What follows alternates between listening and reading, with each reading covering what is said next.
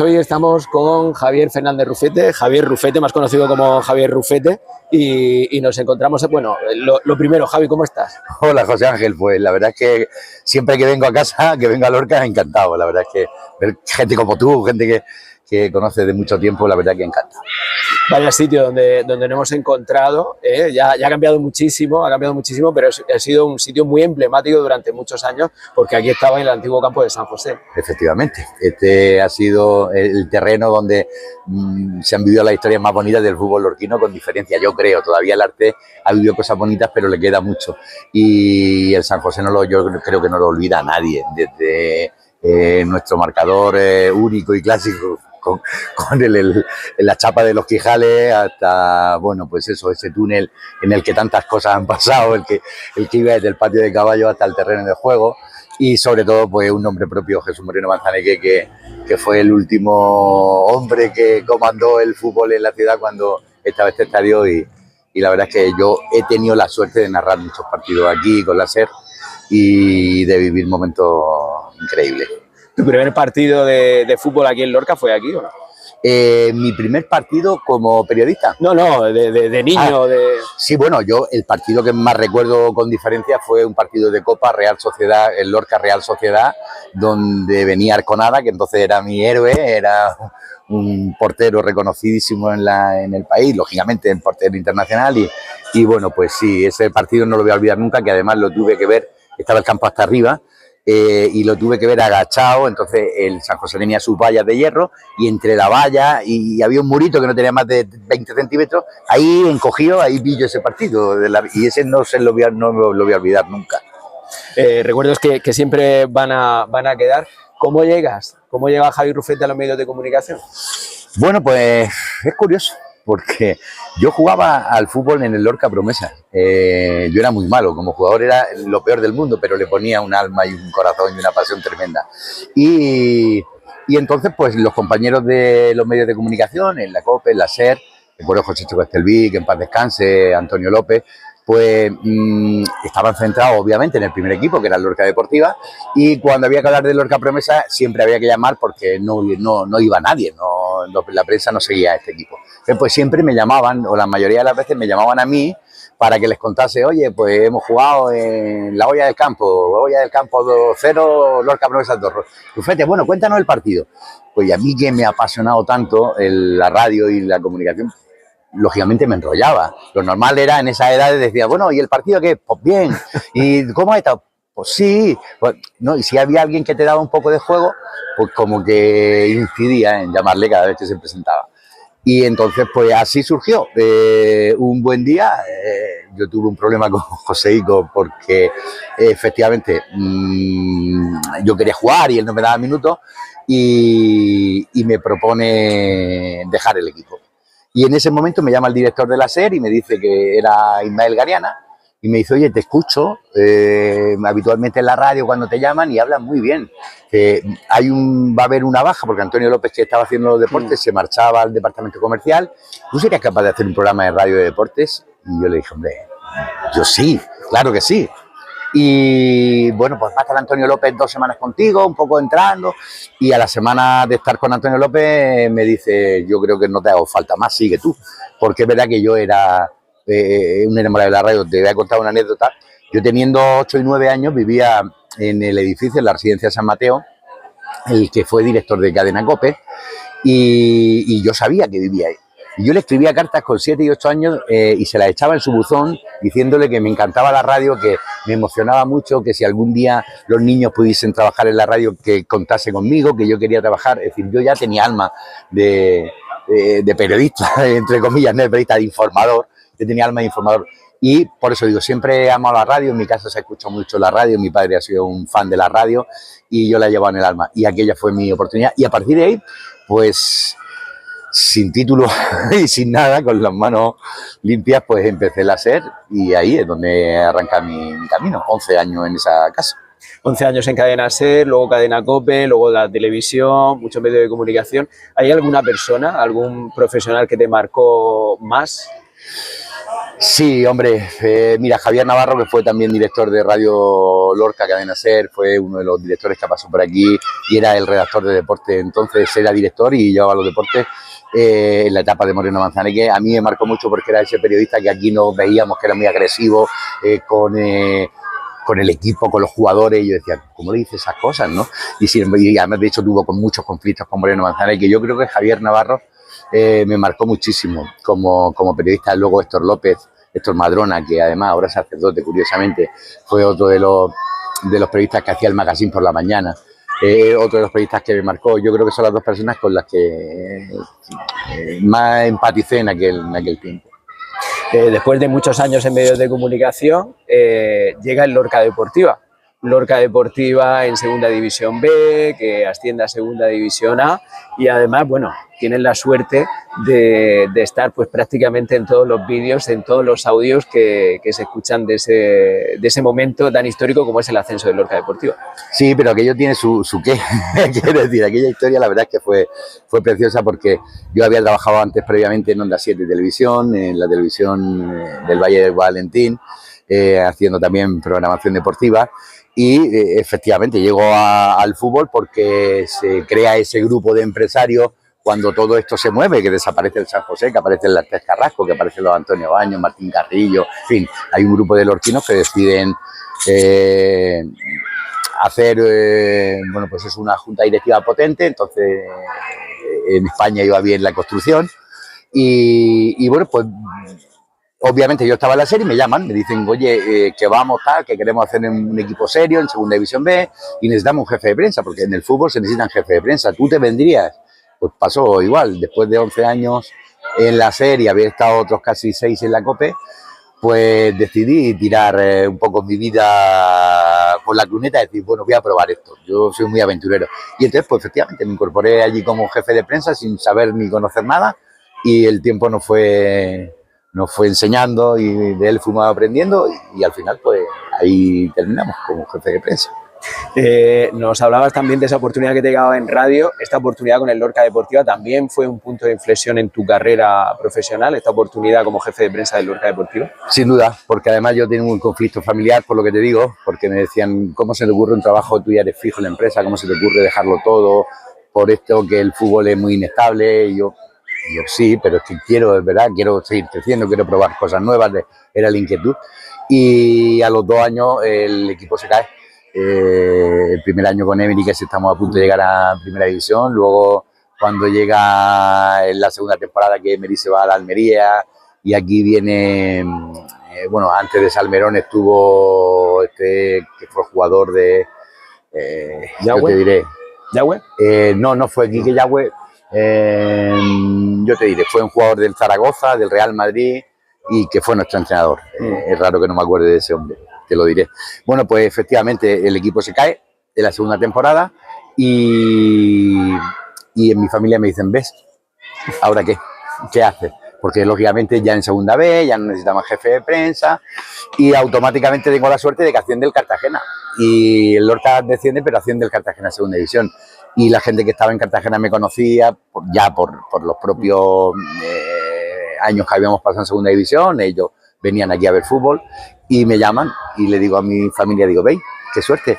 Pues me pasa lo mismo, en Cartagena se cae y aparece la oportunidad del Granada, que es lo mismo. Termina el ciclo de Cartagena y me llaman en Granada Juan Carlos Cordero y Quique Pina, me dicen, oye, que vamos a tal, que hemos visto trabajar, ellos estaban en el Ciudad de Murcia aquí, te hemos visto trabajar, nos gusta mucho cómo hacen las cosas, te viene al Granada de jefe de prensa y otra vez a mi familia, ¿veis? Y he tenido la suerte, porque es verdad que yo creo que la fortuna me ha acompañado siempre, he tenido la suerte de ir conectando un equipo con otro, porque termino Granada y vuelvo a Lorca, porque asciende el Lorca, esa temporada de Guembao. Y bueno, y a partir de ahí es donde se produce un espacio en blanco que me tengo que ir a Valencia porque llega la pandemia, no hay, en el fútbol se reducen las plantillas. Y me voy a gestionar un medio de comunicación de otro periodista, de Pedro Morata. Yo soy Noticia.es, que es un medio que habla solamente de deporte minoritario, no de fútbol. Y ahí estuve 3 años y medio y cuando ya me cansaba de aquello, pues aparece la Almería, asciende a Primera División y me llama para su proyecto. Y ahí he terminado ahora 3 temporadas. Eres una persona, por así decirlo, que ha marcado su propia carrera profesional, ¿no? Has sido en todo momento el artífice de tu vida profesional, gracias a tu trabajo y a tu buen hacer, claro. Bueno, en la vida dicen que lo fácil es llegar, porque es verdad que si te empujan y tú llegas, luego hay que mantenerse, ¿no? Yo he tenido la suerte de pelear, bueno, la suerte, es verdad que he peleado mucho, es verdad que he intentado formarme en ese espacio de tiempo, en ese periodo, todo lo que he podido respecto al fútbol profesional, a la nueva reglamentación de retransmisión televisiva, que el fútbol dio un cambio, que además tuve la suerte de que me pilló ahí, un cambio bestial, es decir, de que no había control económico, de que los clubes hacían lo que querían, de que todo era muy anárquico. Ahora, como veremos, en los campos los colores de los estadios son corporativos, las publicidades corporativas del color del estadio. Ahora hay que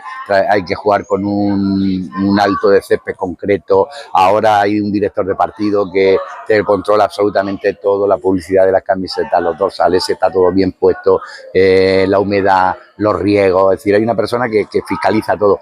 Y bueno, pues nosotros nos tuvimos que adaptar muy rápido a ese proceso. Y me pilló en ese periodo, y la verdad es que bueno, pues que he tenido la suerte de poder, sí trabajar mucho, pero de poder caminar en el fútbol profesional, y estoy encantado, la verdad que estoy encantado. Y además con unas habilidades espectaculares como jefe de prensa, como speaker, como animador, como responsable también de alguna forma de marketing de los clubes. Tu perfil profesional es muy variado, como vemos también, ¿no? Sí, bueno, la verdad es que yo siempre digo que mi vida ha girado en torno a 3 patas, porque es verdad que he estado casi 16 años en los medios de comunicación, en el fútbol profesional llevo 14, y luego como speaker pues llevo 20, como speaker de freestyle llevo 20 años, de freestyle y de otras disciplinas deportivas, porque he llegado a hacer hasta saltos de trampolín en Melilla, en la dársena de Melilla, con los americanos, los australianos, son saltos de trampolín, algo que yo nunca me podía imaginar, o he hecho un campeonato de España de fútbol playa en los Alcázares, en fin, y es verdad, pero bueno, yo creo que eso va en la persona, en el espíritu, eso se nace con ello, ¿no? El don de la comunicación. Yo creo que dicen, bueno, está bien que seas periodista sin haber estudiado la carrera, pues yo no sé si está bien o no, pero yo sí he visto pasar por mi lado y por los medios en los que he trabajado muchísima gente que ha currado y ha estudiado muchísimo para conocer la carrera, pero cuando le has puesto un micrófono, cuando se han puesto a redactar, cuando han tenido que mirar a una cámara, pues como que no se han encontrado. Entonces yo entiendo que el periodismo, hombre, necesita formación, pero también es verdad que tiene que haber un don también. Ahí tiene que haber algo, tienes que ser comunicador, tienes que tener algo que conecte con la gente. Y yo creo que eso pues es un don que me dio la vida y del que me intento aprovechar. Eso es. Hemos dejado pasar un poco ahí el tema del Lorca Deportiva. Has pasado muy buenos momentos en Granada, en Almería, en Cartagena, en muchos sitios, pero yo creo, no lo sé, tú corrígeme, pero una temporada muy especial, o sea, una época muy especial ha sido el Lorca Deportiva, ¿no? Sin duda alguna, yo creo que ha sido la etapa más bonita de mi vida, el equipo de mi ciudad, cómo surgió todo, no teníamos nada y efectivamente ya aparece este grupo del que hablábamos con Antonio Baños a la cabeza y bueno, pues ya estaba, el equipo estaba en segunda vez cuando yo dejo los medios de comunicación para incorporarme al equipo, había que ascender y bueno, y todo fue... yo creo que todo fue maravilloso porque primero había un soporte, por fin en Lorca había alguien de la tierra que había invertido en el fútbol de Lorca, que esto no venía ocurriendo, siempre hemos tenido inversores de fuera que nos han dejado luego en la cuneta y que así está el fútbol de Lorca, hecho un desastre por ese tipo de gestiones. Teníamos una gestión local, teníamos un ayuntamiento y una institución que arropaba el proyecto. Y luego pues la gente obviamente se reilusiona cuando ve que todas las cosas se hacen bien, cuando vemos que pues eso, el partido del que tú te referías antes de Irún, cuando el equipo consigue ese ascenso, que decías, ¿cómo aparece ahí? Pues yo aparezco ahí porque yo había trabajado en Onda 7, que al final no te lo conté, yo era jefe de prensa de Lorca y por primera vez se iba a retransmitir un partido de un equipo lorquino fuera de la ciudad, no se había hecho antes, y era en Irún. Pues yo hago las gestiones, se me ocurre, porque hablamos con el concejal, hablamos un poco cómo, oye, este partido tan importante, poner una pantalla en el mercado de ganado, en lo que le llamamos supermercado los chinos, y que la gente lo vea allí, pero ¿cómo lo hacemos? la televisión, esto vale mucha pasta, pues total, yo negocio con la televisión de Euskadi, se llama TV, bueno, con la televisión, no me acuerdo su nombre. ¿La ETV? ETV, efectivamente, con ETV, y llegamos a un acuerdo de que nosotros le hacemos la producción a ellos desde cuando venga el Real Unión a Lorca, y ellos nos la hacen cuando vayamos allí. Y efectivamente llegamos al acuerdo y decimos, bueno, sí, ¿y ahora qué? ¿Quién retransmite esto? ¿Hay un periodista? Pues no. Pues yo iba de jefe de prensa y yo me ofrecí con Pedro Cazorla, que también estaba en el club trabajando, pues lo cogí de colaborador y nos fuimos los dos a retransmitir un partido. Nunca habíamos hecho un partido por televisión, nunca habíamos retransmitido nada y nos metimos en esa aventura. Y la verdad es que fíjate al final qué resultado más bonito dio aquello. ¿Cómo acabó? Un audio que no se va a escuchar, que no se va a olvidar nunca, sin duda. Fueron muchos momentos en el Lorca Deportiva, muchas anécdotas. Hablábamos anteriormente del presidente Antonio Baños tirando al larguero en Mallorca, llegando a Soria con todo, llegando también en Gijón, a Valdebebas también con Florentino. Vaya anécdotas, ¿no? ¿Cómo fue esto de la ciudad deportiva del Real Madrid con Florentino? Bueno, el Real Madrid fue tremendo porque jugábamos contra el Real Madrid Castilla y bueno, pues Antonio, nosotros íbamos en la expedición con el autobús, el equipo, y él iba con su familia, viajó con su familia, siempre en su coche, iba con su copero, con su esposa. Bueno, y sale tarde del hotel aquella mañana, porque se jugaba por la mañana a las 12, sale tarde del hotel. Las comunicaciones en Madrid son complicadas para el que no las conoce, al final se pierde en la autovía, en las distintas salidas de la autovía. Y bueno, pues nos llama que quedaban 15 minutos, que no llego, que no sé qué. Total, hablo con el jefe de seguridad del Real Madrid, le digo, mira, tengo un problema con mi presidente, le coge el teléfono, intenta llevarlo, pero al final se le hace muy tarde. Yo veo que va a llegar tarde y resulta que curiosamente aparece Florentino, que no iba a ver al Castilla, lo iba a ver en partido muy concreto, y aparece Florentino. Pues voy al palco y digo, mire, presidente, ha pasado esto, mi presidente está intentando llegar, tiene dificultades porque se ha perdido, dice, no te preocupes, no pasa nada, ya llegará. Y claro, y Antonio Baños, muy nervioso, aparece después de las indicaciones, aparece a las 12:20, ya que había casi 20 minutos de partido. Y yo lo veo que llega muy agitado, digo, presidente, digo, tranquila, relájate, que está Florentino, que ha venido Florentino, y enseguida se pone fresco, no sé por qué me dice, está Florentino, se ponen a turbar, dice, ahora verás, que se va a enterar Florentino. Y allí apartando gente del palco para que sentarlo, llegamos a la butaca junto a la de Florentino, que la tenía libre, y se sienta y lo saluda, hombre, presidente, disculpa tal, pero bueno, y tal, dice 0-0, ¿no? Y dice Florentino, sí, 0-0, y dice, bueno, es que no suelen marcar hasta que yo no llego, y dice, de mi equipo. Pues se sienta y a los 3 minutos marcamos el 0-1 Gorka de Carlos Florentino Pérez lo miraba aquí y dice, pero bueno, ¿quién es este hombre? Y llega tarde, pero dice que lo están esperando y llega, efectivamente, marcan. La verdad que fue una anécdota curiosísima, y es que Antonio nos dejaba perlas maravillosas en los distintos desplazamientos, como tú decías, en Mallorca, como se le ocurre cuando llegamos a Gijón y nos saluda Kini, que nos espera en el hotel, que era el delegado del Sporting de Gijón, y cuando llegamos al hotel le presento, oye, Kini, tal, mi presidente, y lo primero que le dice, pero muchachos, que te han soltado ya. A Kini, dice, han salido del tubo. Kini había sido secuestrado. Había sido secuestrado por ETA, había estado, no recuerdo ahora mismo, 1 mes, 2 meses secuestrado, y en fin, el hombre, pero esto ya había pasado hace 12, 15 años, y claro, pero se quedó impactado, que luego me decía Kini, dice, vaya, pero es más raras que gasta tu presidente, y en Soria otra, en fin, Antonio, pero ¿por qué así? Es nuestro Antonio Baños, no lo vamos a cambiar, y para lo bueno, para lo malo, siempre dejaba su impronta. Decías una cosa anteriormente muy importante, ¿no? Que yo creo que ahí ha estado la clave, y donde puede estar la clave también del fútbol en Lorca, ¿no? Decías que empresarios de Lorca apoyando el fútbol de Lorca, con apoyo también de la administración local, todos sumando en esa dirección. A veces cuando hay inversiones de fuera, pues es más complicado, ¿no? que el fútbol funcione. Sí, porque al final el fútbol es el negocio, pero es sentimiento, eso no lo podemos olvidar nunca. El fútbol es un sentimiento, lo queramos o no lo queramos, y la gente lo vive y sufre y llora y se ríe y se divierte y lo celebra.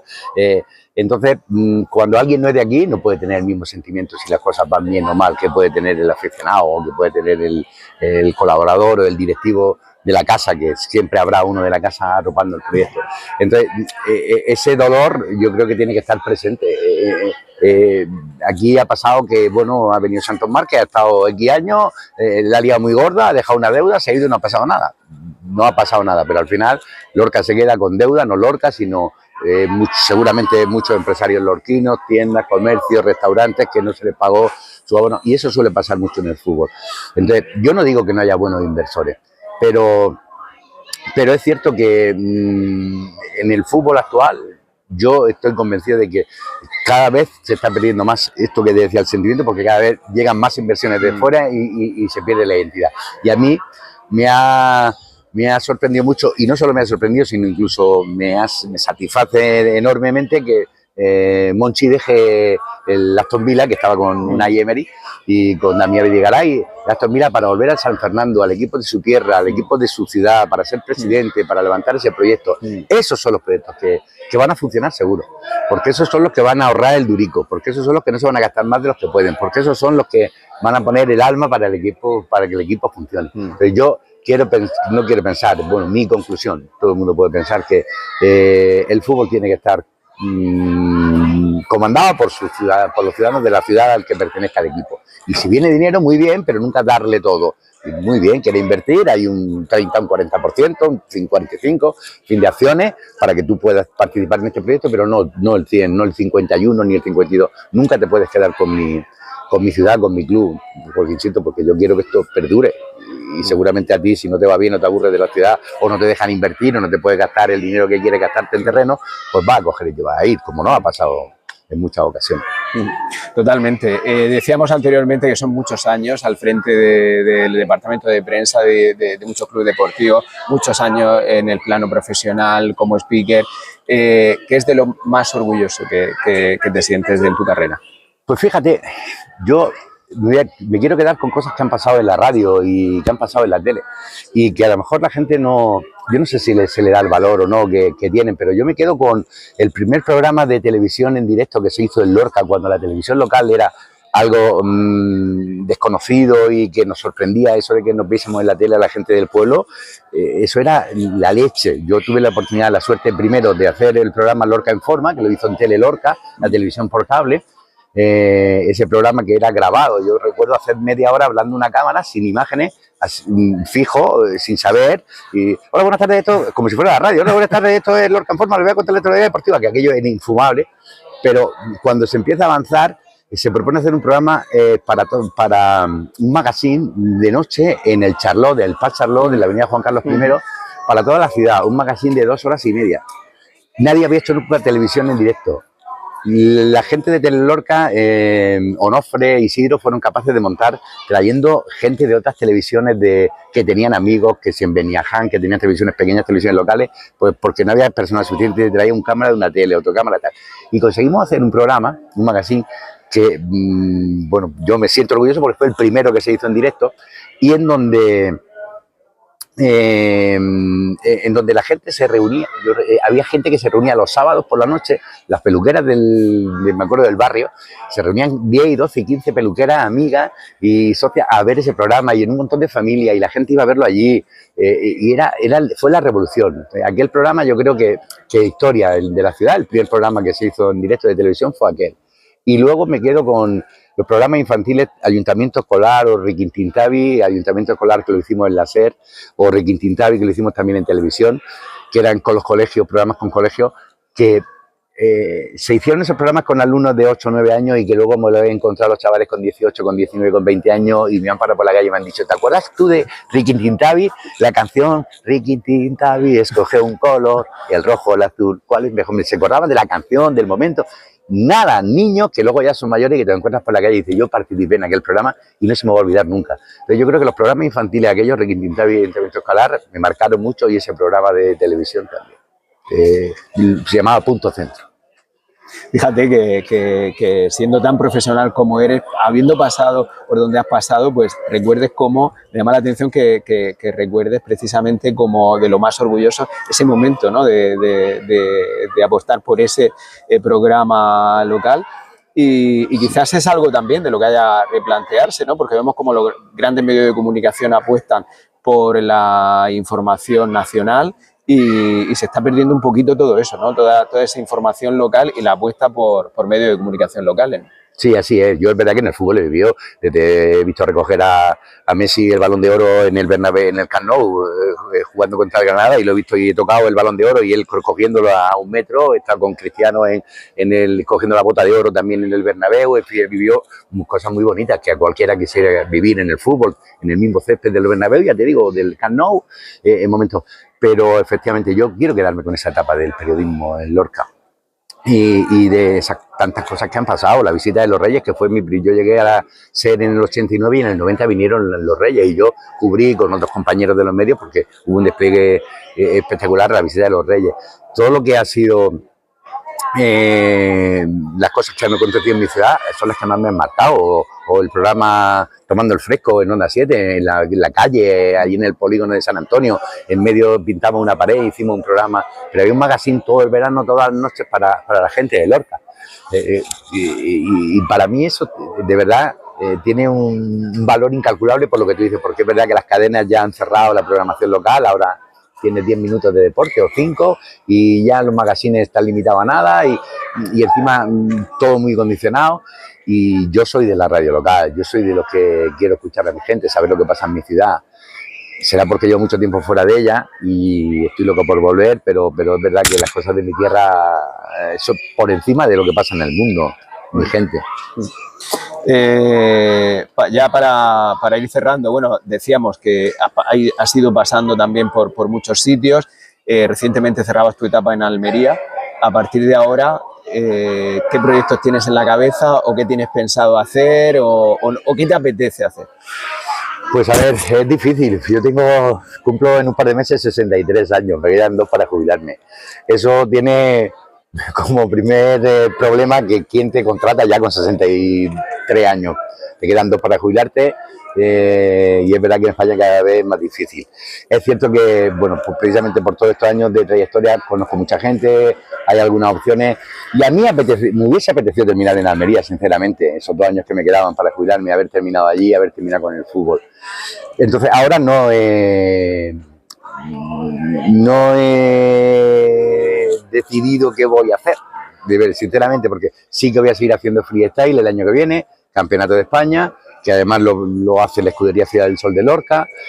Son 20 años ya haciendo freestyle por todas las ciudades de España, bueno, que también me siento orgulloso de ello, aunque también pesa el cuerpo. Entonces voy a seguir haciendo eventos del año que viene y voy a ver, porque tengo alguna opción por lo propio. Ya surgen, oye, ¿qué pasa? ¿Qué ha pasado? Pues tal, ahora de Valencia, me llaman de Valencia, oye, si cabe la posibilidad te viene, o intentar volver a Granada. En fin, me gustaría terminar en el fútbol, si puede ser, y si no, pues donde sea. Pero no voy a dejar ese paro que me queda para agotarlo y quedarme mirando a la luna de agosto hasta llegue el momento de la jubilación. Me encantaría hacer algo y de lo que más ganas tengo, con diferencia, de volver a Lorca. Eso, después de 14, casi 15 años viviendo fuera, estoy loco por volver a mi ciudad, por volver a ver, porque ya has visto a mis nietos, los tengo por aquí, a mi hijo, mi familia, a mis amigos, a vosotros, a los medios. Estoy loco por volver a Lorca. Es decir, que no descarto buscarme la vida a ver si en Lorca tengo esa oportunidad de cerrar mi ciclo laboral. Pues ya para terminar, Javi, no sé si quieres cerrar con algún mensaje o algo que no hayamos dicho. Bueno, pues mira, el mensaje quiero dedicártelo a ti, quiero dedicárselo a la gente inquieta, a la gente que quiere hacer cosas diferentes, a la gente que sigue apostando y amando el periodismo, a pesar de que, como tú, lo has peleado en varios medios de comunicación y al final, bueno, por las circunstancias de los medios de comunicación, uno no es posible estar ahí todo lo que quiere, pero tiene la valentía de hacer sus propios proyectos y de proyectar lo que decíamos, lo que pasa en Lorca, a la gente. Entonces yo te quiero felicitar. También sé que está por ahí José David Millán, hay otros compañeros y otros amigos de Lorca que están impulsando este tipo de proyectos que me apasionan, que yo también lo he pensado hacer y ya no creo que lo haga, pero lo he pensado hacer, ahí se suena, ahí queda en el aire. Y nada, pues eso, que quiero volver a Lorca, que amo mi ciudad y no tengo mucho más que decir. Muchas gracias, Javi. Un placer, de verdad, gracias.